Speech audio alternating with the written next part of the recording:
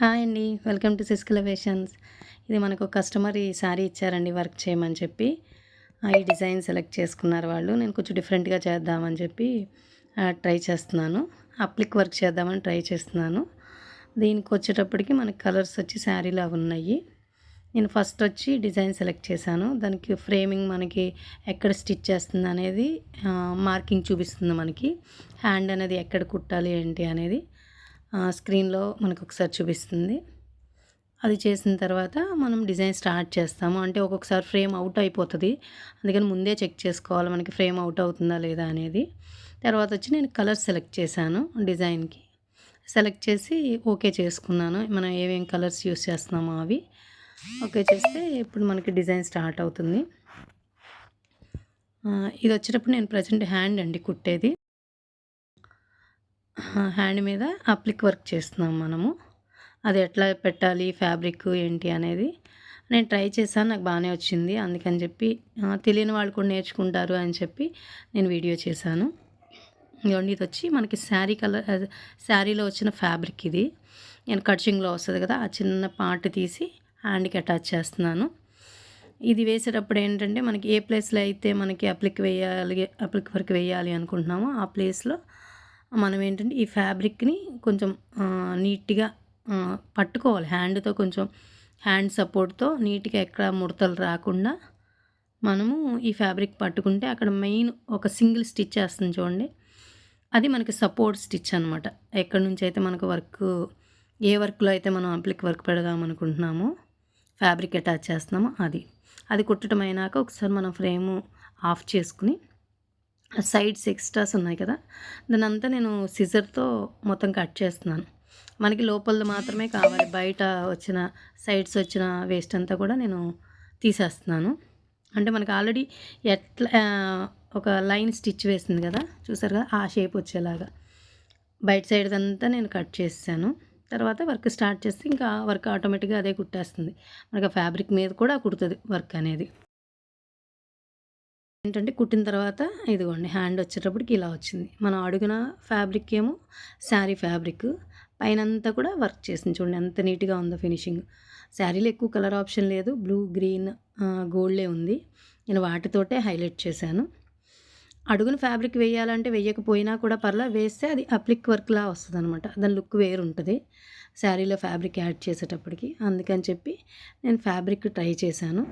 Finishing wise చాలా నీట్గా ఉంది, బాగుంది కూడా. 2 హ్యాండ్స్ కూడా సైడ్ బై సైడ్ వేసాము. నెక్స్ట్ వచ్చి ఇది బ్యాక్ పార్ట్. బ్యాక్ వచ్చేటప్పటికి ఓన్లీ రౌండ్ నెక్ను మనకి చూడండి ఫినిషింగ్ చాలా నీట్గా వచ్చింది. నెక్ కూడా ఇది ఫినిషింగ్ వైజ్ చాలా నీట్గా ఉందండి. బ్యాక్ పార్ట్ కూడా రౌండ్ నెక్. ఇవి వచ్చేటప్పటికి ఏంటంటే నేను ఈ ఫ్లవర్స్ వచ్చేటప్పటికి బ్యాక్ థ్రెడ్కి పెట్టే హ్యాంగింగ్స్కి యూస్ చేస్తామండి. ఇవి 4 వేసాను నేను. ఇవి వచ్చేటప్పటికి ఫ్రంట్ పార్ట్ కూడా చాలా నీట్గా ఉంది. ఒకసారి నేను బ్యాక్ డోరీస్ కూడా ఎలా స్టిచ్ చేయాలనేది అందరికీ తెలియదు కదా, ఒకసారి ఐడియా కోసం చూపిస్తాను. దానికొచ్చి ఈ నీడిల్తో మనం థ్రెడ్ ఎట్లా స్టిచ్ చేస్తామో ఏంటనేది చూపిస్తాను.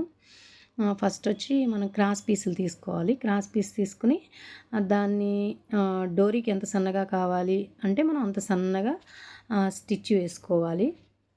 ఈ డోరీలు కొంతమంది లావుగా కూడా స్టిచ్ చేసేస్తారు. సన్నగా మనము ఈ నీడిల్తో ఎలా తిప్పాలి అనేది కొంతమందికి ఐడియా ఉంటుంది, కొంతమందికి లేదు. అందుకని ఒకసారి చూపిద్దామని చెప్పి నేను స్టిచ్ చేస్తున్నాను. సెకండ్ పీస్ కూడా సేమ్ అలానే డబల్ ఫోల్డ్ చేసి సన్నగా స్టిచ్ చేసుకోవాలి. వేసుకుంటే తర్వాత ఆ రెండింటిని కూడా మనం రివర్స్ చేయాలి. ఈ నీడిల్తో చేస్తే చాలా నీట్గా వస్తుందండి రివర్స్ అనేది. కొంతమందికి రాక లావుగా సన్నగా వేసేస్తూ ఉంటారు. ఇది వచ్చేటప్పటికి మన క్లాత్ వన్ సైడ్ ఓపెన్ ఉంచాం కదా, ఆ ఓపెన్ ఉంచిన వైపుకి ఇలా థ్రెడ్ పెట్టి నీడిల్ని పెట్టి పైన కుక్కం వస్తుందండి దీనికి. దానికి ఫ్యాబ్రిక్ని కొంచెం తగిలించాలన్నమాట, సపోర్ట్కి తగిలించేసి మనము లాగేటువంటి చాలా ఈజీగా వచ్చేస్తుంది. ఈ నీడిల్స్ మనకి మెటీరియల్ దొరికే షాప్స్లో వస్తాయి. డోరీ రివర్స్ చేసే నీడిల్ అంటే ఇస్తారు. దీంతో చాలా ఈజీగా చాలా ఫాస్ట్గా కూడా చేసేసుకోవచ్చు డోరీని. ఎంత సన్నగా కావాలన్నా కూడా వచ్చేస్తుంది దీంతో. ఒకసారి ట్రై చేయండి. ఈ నీడిల్ తెచ్చుకుని ఇది నేను 2 డోరీస్ సేమ్ అలానే రివర్స్ చేసేసాను. వీటికొచ్చేటప్పటికి మనం ఇప్పుడు ఫ్లవర్స్ ఎక్స్ట్రా వేశాను కదా నేను. వాటిని ఏంటంటే దాని చుట్టూ రౌండ్ షేప్‌లో కట్ చేసుకొని, వాటిని రివర్స్‌లో పెడుతున్నాను చూడండి ఒకసారి ఎట్లా పెడుతున్నాను అనేది.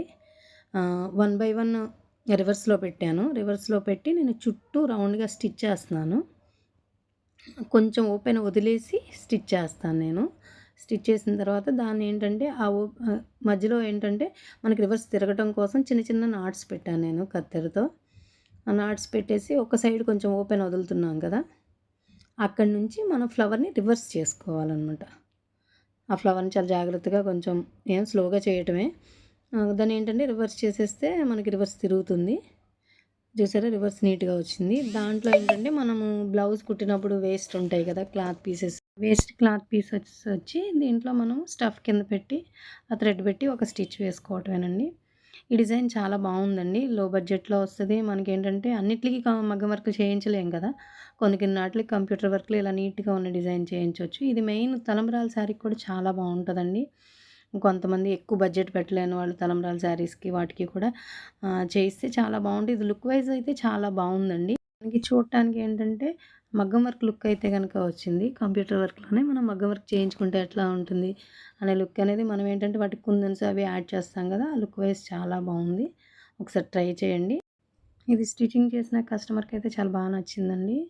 మనం ఇలాంటి డిజైన్స్ కొన్ని కొన్ని డిజైన్స్ కస్టమర్‌కి చెప్పి ఇలా అయితే బావుంటది మేడం అని ఒక సలహా మీద మనం కుట్టామనుకోండి వాళ్ళకి కూడా నచ్చుతుంది డిజైన్ కంపల్సరీ.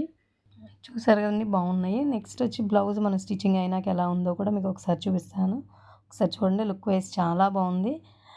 లో బడ్జెట్‌లో కావాలి అనుకునే వాళ్ళకి ఇలా చేస్తే మగ్గం వర్క్ లుక్ లాగా చాలా బావుంటదండి. నెక్స్ట్ దానికొచ్చి నేను అక్కడక్కడ కుందన్స్ కూడా యాడ్ చేశాను. కుందన్స్ యాడ్ చేస్తే ఇంకా లుక్కు ఇంకా బావుంది. మీకు రియల్‌గా చూస్తే ఇంకా చాలా బాగా వచ్చింది దీనికి. ఏందంటే దీనికి చివరన లట్కన్స్ కూడా ఏశాను. నేను కింద కట్ వర్క్ లాగా కింద వచ్చింది కదా! అక్కడొచ్చి బ్లౌజ్ కలర్ లట్కన్స్ కూడా యాడ్ చేశాను.